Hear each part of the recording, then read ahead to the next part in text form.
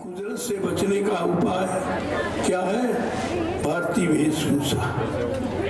एक बार कुदरत भी पछताती, नहीं नहीं ये भारतवासी है, ये भारतीय वेशभूषा में ये गुरु के आदेश को मानने वाला एक बार वो भी छूट देता है। और नहीं करोगे तो फिर तुम जानो तुम्हारा काम है। हमने तो सब बता दिया आपको, और इसमें कोई खर्चा नहीं, पोशाक में कोई खर्चा नहीं है।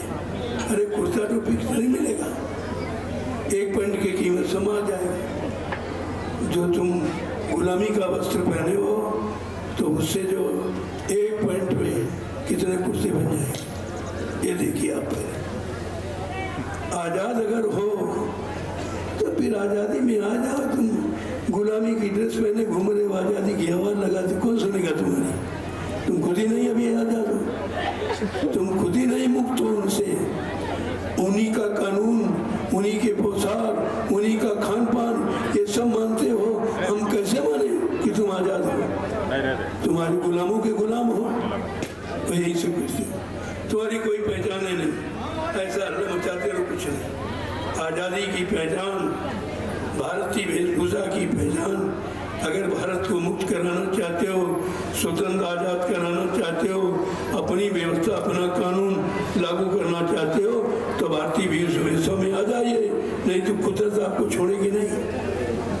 ये वेशभूषा है, ये तुम्हारी पहचान है कि आप हिंदुस्तानी हो, आप भारतवासी हो, आपके अंदर भारत के प्रति गौरव गरिमा है।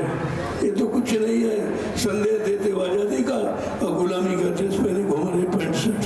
कई बार हमने सीखा, तुम्हारा संदेश कोई नहीं सुनेगा, कोई नहीं मानेगा, क्योंकि तुम्हारे पर लागू नहीं। तुमने अपने पर लागू भी तो नहीं कर पाया।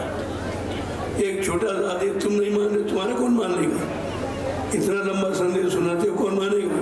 पहले तुमको देखेगा कि सुनाने वाला कैसा है। तो तुम तो शर्माते हो, गुलामी की ड्रेस पहनने में बड़े खुश हो। ये अंग्रेजों की पोशाक है। जब अंग्रेजों को भगाया गया है, उनकी व्यवस्था को हम नहीं मानेंगे, हम आज़ाद हैं, तो क्या इसी के लिए आज़ाद हो कि उन्हीं की गुलामी करो? उन्हीं का कानून, उन्हीं का खान पान, ये सब अंडा फंडा आना खाना उन्हीं का खान पान, तुम्हारा नहीं है। ये भारत में ऋषि मुनियों ने कभी इसको नहीं अपनाया है, हमेशा वर्जित किया।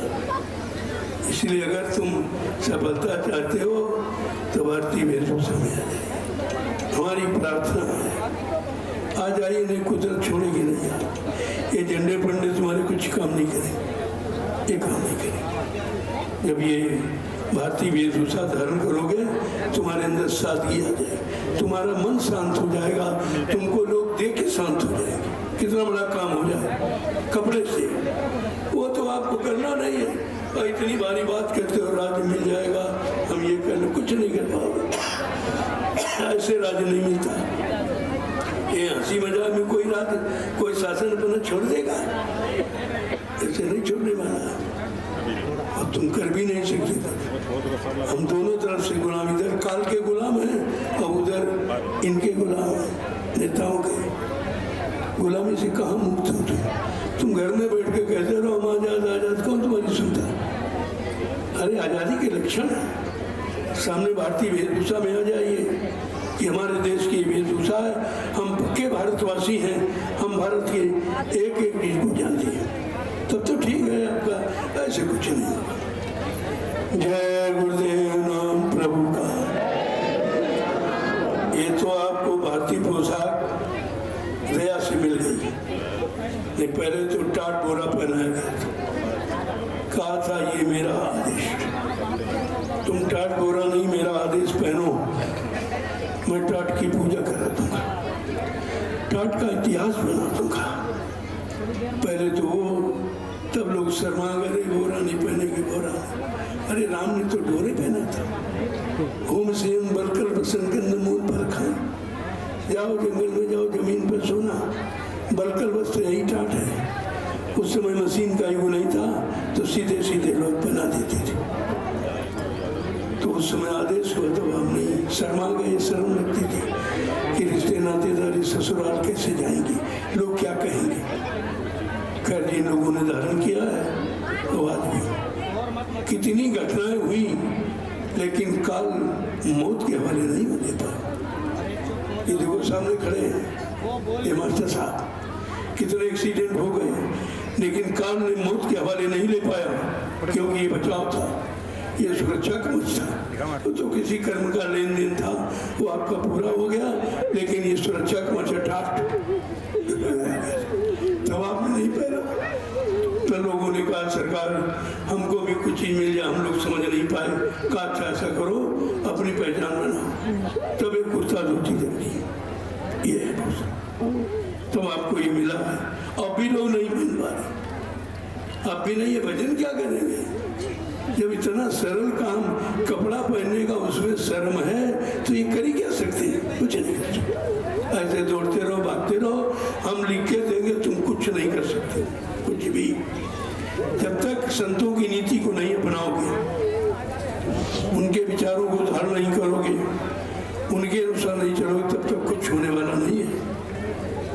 इतना बड़ा संगठन तैयार हुआ है, अगर इसी से हो जाता तो हमने अब तक कर देते भाई। नहीं, जब तक आप नियम नहीं धारण करोगे, गुरु के अनुसार नहीं चलोगे, तब तक परिवर्तन देखने को नहीं मिलेगा। परिवर्तन है, होगा, ऐसा नहीं है, इसे कोई रोक नहीं सकता और किसी के द्वारा नहीं होगा। ये भी कोई बैठा हो कि हम झंडा ले लेंगे, हम संगठन हमारे द्वारा, कुछ नहीं होगा। ये झंडे बंडे खत्म हो जाएंगे साहब। एक झंडा सारे विश्व, वो है दूरदर्शी। दूरदर्शी सबको सुख शांति देने वाला, सबके दुख तकलीफ को दूर करने वाला झंडा सबका है। वो किसी आर्टी पार्टी का नहीं है, आप समझ नहीं पाते हो। तो राष्ट्रीय झंडा ये नहीं, वो विश्व का झंडा होगा। विश्व का परिवर्तन दूरदर्शी के द्वारा होगा और किसी नीति रीति से नहीं होगा, वो दूरदर्शी है। वो संत महात्माओं की बनाई व्यवस्था है। अभी तो नहीं लोगों की समझ में आ रहा, लेकिन धीरे धीरे सब समझ में आ जाएगा। जो भी नियम कानून ये सरकारें बनाती हैं, उसी का घोषणा पत्र देकर। दूरदर्शी घोषणा पत्र इतने हैं कि दिल्ली में कमरे भरे हुए हैं। दूरदर्शी समिति, भूमि ज्योतक समितियाँ, जय गुरुदेव धर्म प्रचार समितियाँ, 3 रास्ते हैं, तीनों भरपूर करके दिखा दिया गया। कोई ये नहीं कह सकता कि हमको बताया नहीं। राजनीति के लोग भी नहीं कह सकते कि भाई जानकारी नहीं दी गई, हम करते गए।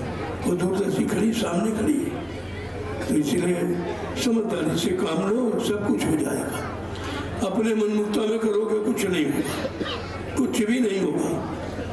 जय गुरुदेव।